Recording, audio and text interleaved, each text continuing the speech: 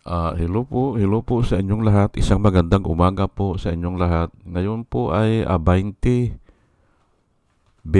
ng Hunyo 2026 anyo at ang oras po ngayon dito sa Los Angeles, California ay alas 6:20 ng umaga. Araw po ngayon ng Sabado. At nais ko po mag-vlog mga kababayan, mga minamahal, patungkol po dito sa ah, itong impeachment trial ni Sara Duterte. Marami ang nagtatalo-talo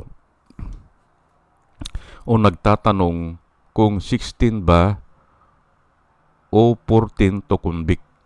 Sasagutan po natin ito. Opo. Ah, ilan ba ang kailangan to convict? Okay? At hindi ko naman ipipilit ito. Ito ay sarili ko lang pananaw ito, pero pinadaan ko sa Biblia. Opo. Ah, at ang mga church wala ding kwan dito, wala ding, kasi political issue po ito eh. Wala din silang nilalakad. Opo. Pero ako, bilang isang nagsasaliksik sa Biblia, ay sasagutan ko ito. Opo. Ang title ko po ngayon, mga kababayan, mga minamahal, ay 16 ba o 14 to convict Sara Duterte dyan sa impeachment trial na yan. Ngayon, ay ano bang pinagmulan yan? Ay ang pinagmulan po yan ay 24 kasi ang original member, hindi ba? Ay hindi natin alam na darating tayo sa punto. Hindi natin alam. Kasi nga nagbabago po ang panahon eh. Yung mga gumawa ng konstitusyon noon, noong 1987 o yung mga nauna pa ay mayroon ng ganyan eh. Hindi nila inaasahan siguro na siyam sa mga senador ay magkakakaso. Hindi nila inaasahan. At hindi nila na-anticipate. Pero ganun pa man ay talagang ganun po eh. Kapos po talaga ang tao eh. Kapos. Hindi natin alam ang mangyayari sa future. Kaya hindi tayo makakagawa ng batas na patungkol doon sa future. Ang ginagawa lang ng batas ay dahil may nagko-complain na o marami na ang gumagawa niyan, kaya ginagawa na natin ang batas. Katulad ng plunder, hindi ba? Ay ang dami ng 50 million ang ninanakaw eh, kaya ginawa na ng plunder. Pero mayroon na yan, huwag kang magnanakaw, hindi ba? Mayroon na yan sa batas ng Diyos. Huwag kang magnanakaw. Pero nga ay patuloy po ang sophistication ng tao. Lalo na ngayon, marami ng gadget na ginagamit, hindi ba? Mayroon na tayong cyber libel, hindi ba? O, ganun po tuloy-tuloy po yan. At ito nga ang sinasabi ko, kaya nga hindi pwedeng mawawala ang legislative. Hindi pwede yan na tatanggalin na lang sila, hindi pwede. Kasi nga, patuloy na gumagawa ng kasamaan ang tao o ng kasalanan ang tao. Ngayon, para maparusahan yan ay talagang gagawa ng batas. Opo. At ang problema lang talaga ay nagiging obsolete, hindi ba? Nagiging obsolete po ang batas. Opo, nasa Biblia po yan eh. Nagiging obsolete kasi nga dahil sa advancement ng technology o ng mga gadget, naiiba ang krimen. At ito nga dumating tayo ngayon dito na siyam daw ay may mabibigat na kaso. Of course, lahat sila yan ay may mga kaso yan o may mga paratang yan. Pero yung iba ay hindi naman, o kaya nalagpasan na nila, o kaya ay nasolve na nila. Ganun po yan. O kaya ay, yun nga, hindi mabigat o baliwala lang. At yung iba ay huminto po yan eh. Huminto sila sa serbisyo, hindi ba? Huminto dahil sa term limit o kaya natalo. Kaya, paano mo silang kakasuhan yan? Advantage ngayon ito sa kanila kasi nga wala silang record. Yan po ang isinusulat ko sa YouTube, Advantage si Soto, advantage si Lacson, advantage si Bam Aquino, si Pangilinan, pati si Bongbong Marcos kasi 6 na taon yan eh, walang trabaho yan eh. Hinihiling niya sana, pinapakiusapan niya si Duterte noon na gawin siyang Secretary of Agriculture. Ayaw naman. Adi wala siyang corruption yan. Yun ang isinusulat ko sa YouTube. Pero kung minsan hindi ata naiintindihan ng DDS. At sinasagutan ko naman kung maganda yung tanong, ang sabi niya, patuloy ang pagnanakaw, sabi niya eh. Patuloy. Kaya, sangkot pa daw sila. Sila Bongbong Marcos, ayan. Kako, paano magnanakaw yan? Kako, wala sa gobyerno yan. Ayun, humihinto sila. Ang magnanakaw, kako, yung tuloy-tuloy sa gobyerno. Halimbawa, itong mga senador, 12 years yan eh. Kasi 2 terms sila eh. 6 plus 6 is equal to 12. Ay malaking mananakaw niyan. Ngayon, yung nahinto dahil sa term limit, ganun kay Soto at saka kay Lacson, nahinto yan dahil sa term limit. May pahinga sila ng 3 years at maswerte sila dahil ako naniniwala ko wala silang involvement dyan sa flood control na yan. Yan ang advantage nila. At lalo naman si Pangilinan, 6 na taon ata na yan eh. Na nahinto rin eh. At saka si Bam Aquino, hindi ba? At saka si Bongbong Marcos, hindi ba? Paano nyo kakasuhan yan na wala sa gobyerno yan? Sige nga, sinong magpatotoo na kumuha ng pira yan sa gobyerno? Yun ang tanong ko sa kanila eh. Sino ang magtitestify dyan? At hindi rin paniniwala ang kako. Bakit bibigyan ng pira yan? Na wala naman siyang project. Hindi nila masagot eh. At yan nga yung nakikita ko dyan sa yung ex-marine, yung 18 ex-marine na sinasabi nila, kung sino-sino na lang ang sinasabi nilang pangalan, hindi ba? Kung ano ang maisipan nila, ay dagdag bawas na nga ang tawag sa kanila eh. Pero nga, hindi maniniwala ang tao kung ang sasabihin nila ay binigyan nila si De Lima ng malita. Imposible kasi nasa kulungan eh. Hindi ba? Imposible kasi hindi pa siya congressman noon. Hindi ba? Kaya nga kung minsan ay ang tinitingnan natin ay yung righteousness. Kung ano yung righteousness, hindi sa 2 o 3 ang nag-testify o 16 na sila o 18 sila, hindi doon. Ang tinitingnan po ng Diyos ay ang righteousness. Kahit na iisa na lang yan, kung tama yan, tama pa rin. Yan po ang nilalakad ko dito. Ngayon, marami nagtatanong, ilan ba ang kailangan na boto? 16 ba o 14? Kung 24 members kasi, ang 2/3 ay 2/3 ng 24 is 16, hindi ba? Ngayon, however, for 22 members kasi nga ay si Bato de la Rosa nagtatago, hindi na natin alam saan siya, at saka si Jinggoy ay nakakulong, adi 22 na lang sila. Ay 2/3 of 22 is 14.6. Hindi naman pwede ang 0.6. Kaya 14. Yun ang sinasabi ng iba. Ngayon, ano po ang masasabi ko dito? Ang masasabi ko dito ay yun nga, yung kulang kasi yung karunungan nung gumawa ng konstitusyon. Kasi mayroon silang of all the members. Pero yung of all the members, questionable pa rin yun eh. of all the members, halimbawa, 22 na lang sila ngayon, yun na ba ang 22? O pag sinabi pa nila na of all the members, 24 pa rin ba? Iyon po yun ang kulang doon na nakikita ko na hindi naman natin sila masisi kasi nga ay hindi nila inaasahan na ganyan Ang inaasahan lang nila siguro ay nagbakasyon sa Amerika o pumunta ng Amerika, yun lang na madaling ayusin yan o pabalikin, hindi ba? O nagkasakit lang, ay temporary lang yan.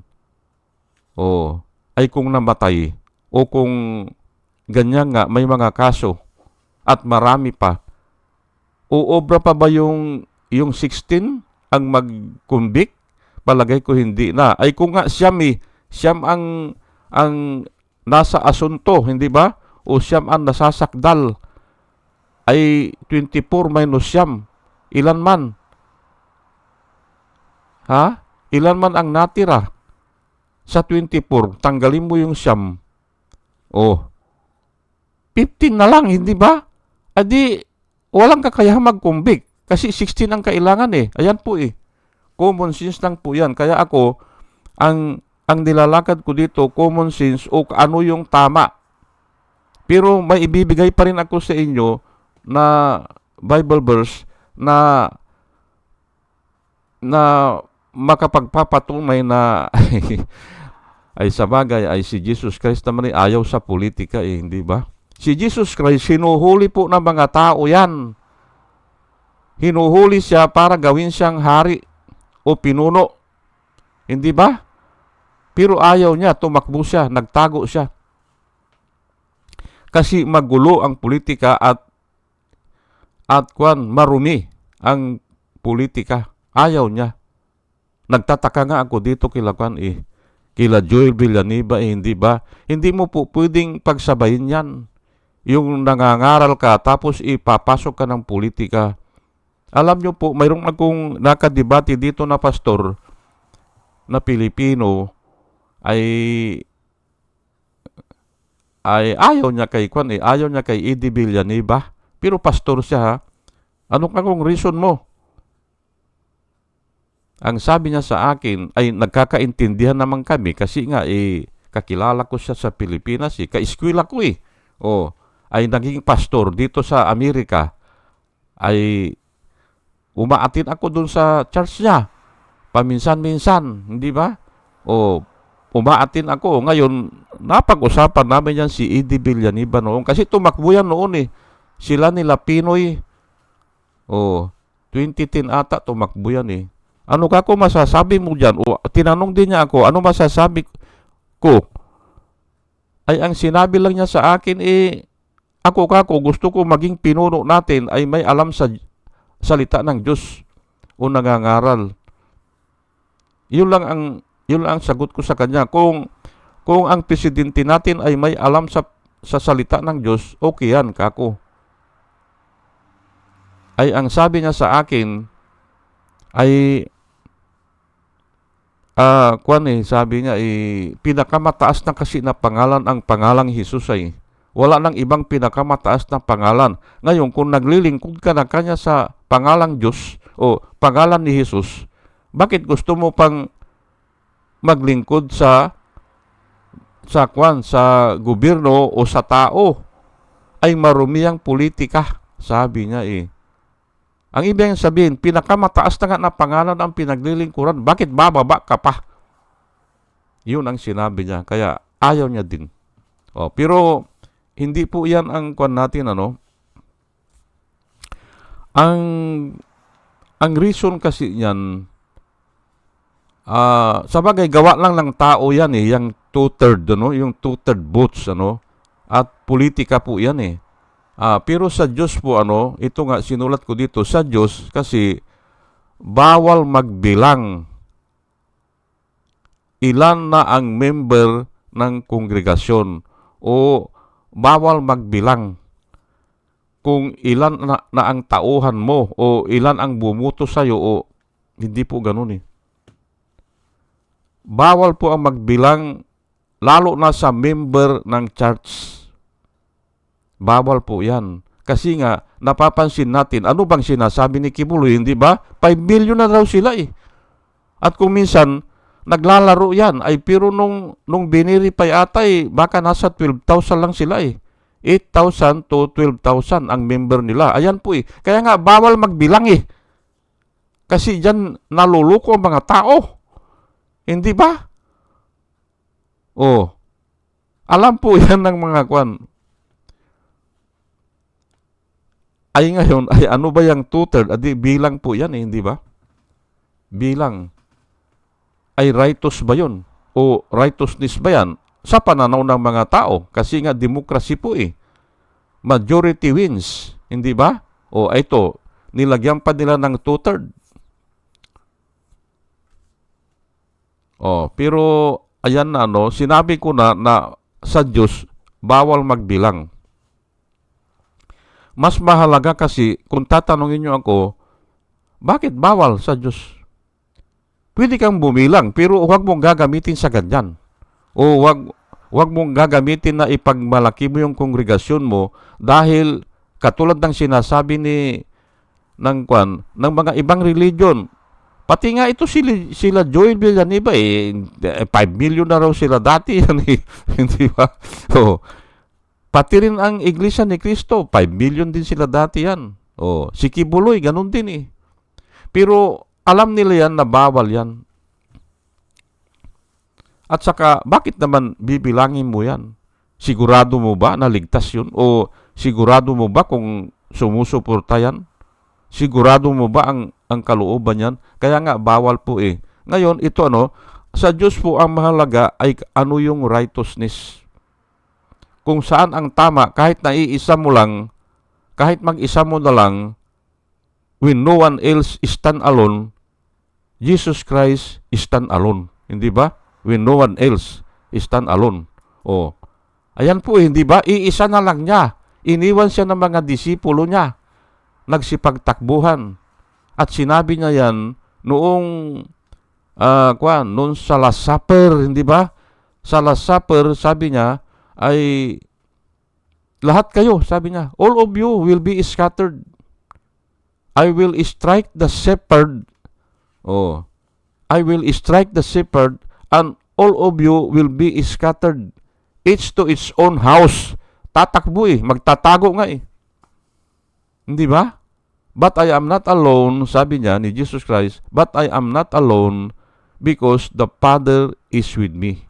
Sabi niya. Oh, ngayon, ay yun nga, when no one else is stand alone, Jesus Christ is stand alone. Kasi yun ang kasunduan nila ng kanyang ama.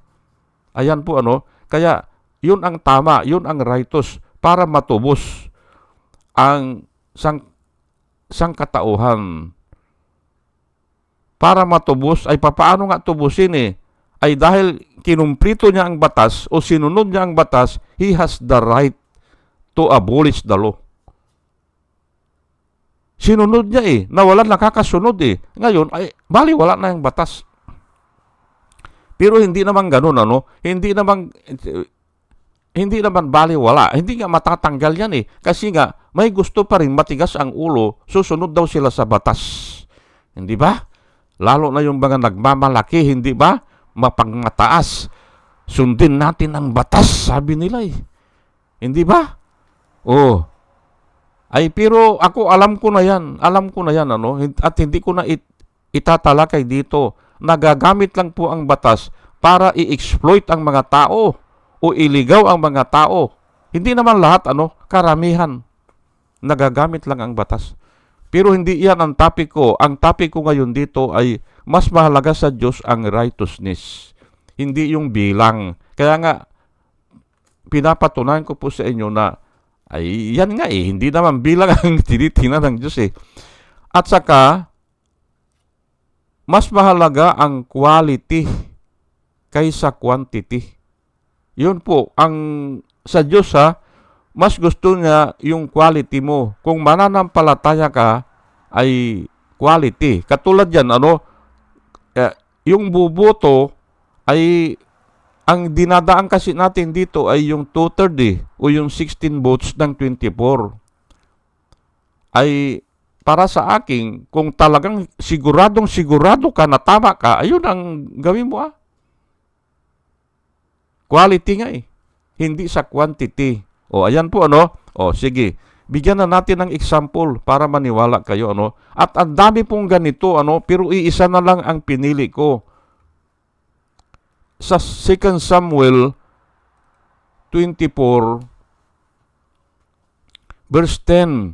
Ito po ay panahon ni David na kung saan ay binilang niya yung mga sundalo niya ata o tauhan niya. Aywan ko, hindi ko masyadong kabisado ang Old Testament Pero nga ay ito babasahin ko lang 2 Samuel chapter 24 verse 10. After David had numbered the troops, his conscience was stricken, and he said to the Lord, I have sinned greatly in what I have done.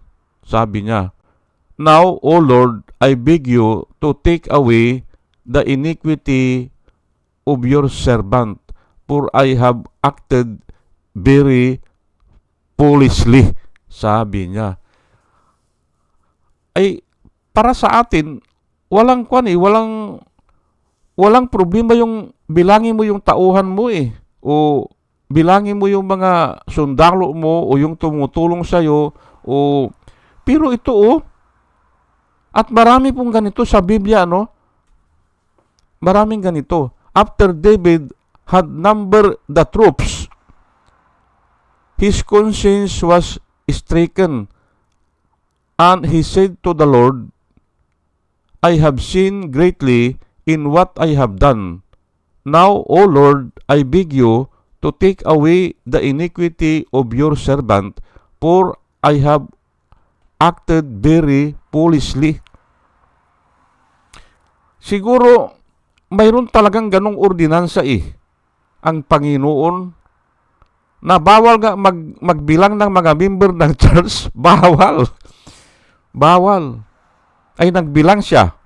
Okay, pero bibigyan ko po kayo ng para isuporta natin dito yung alam nyo yung istorya na lalaban sila Lalaban sila doon sa kalaban nila. Mga Israel po ito ngayon binawasan ng Panginoon yung number.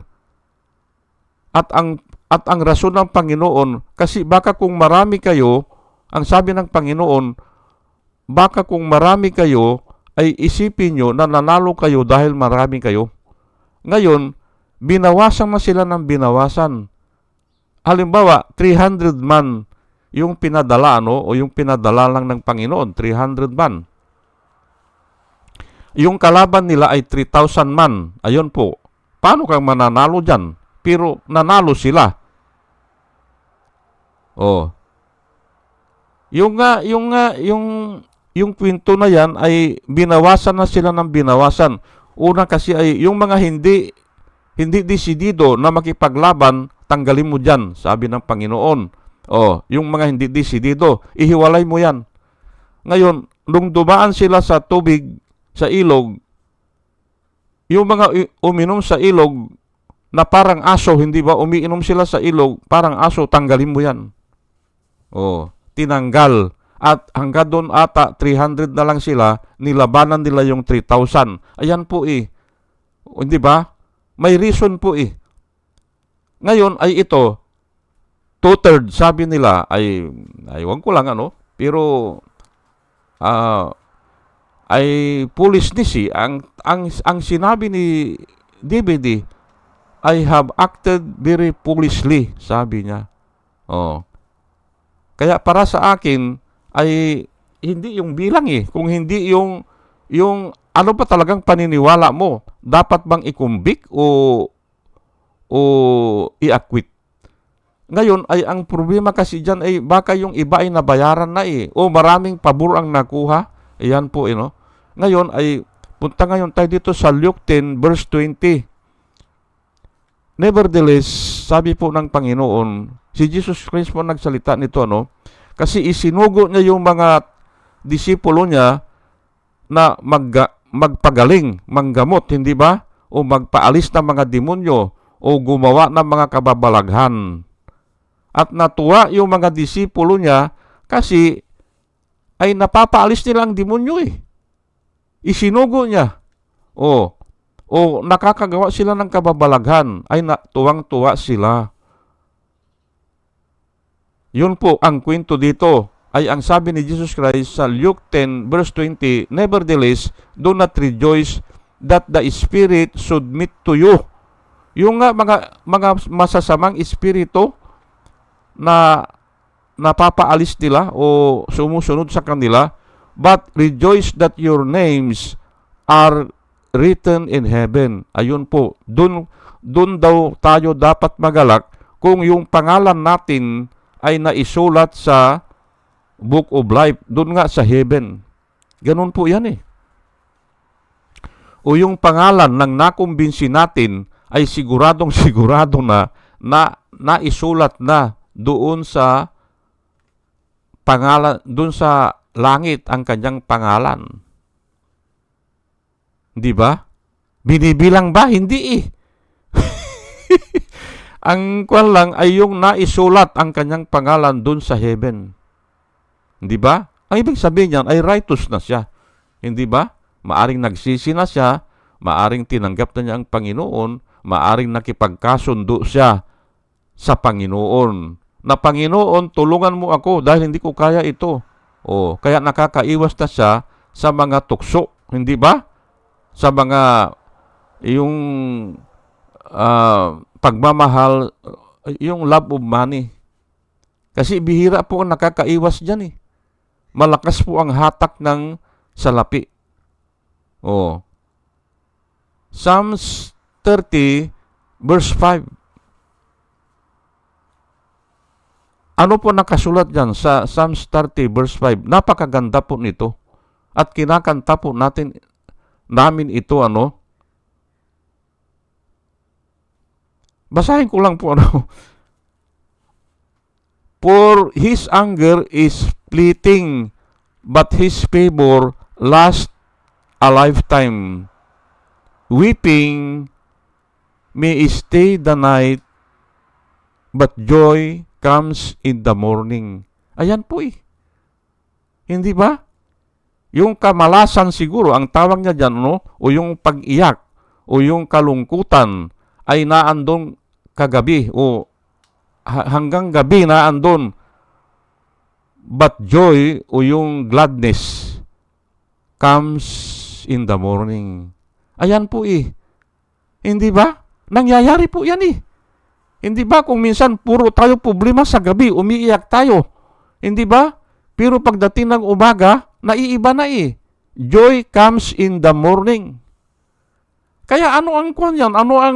Kahit na 16 pa ang bumuto dyan o walang 16, ay hindi po kwan yan eh. Hindi po kwan yan eh. Hindi po final yan eh. Hindi ba? Kaya useless. Pero ang kwan dyan ay yung righteousness. Kung ano yung tama, paniniwala mo na tama, ayun ang gawin mo. Hindi ba? Kasi nga nakasulat eh.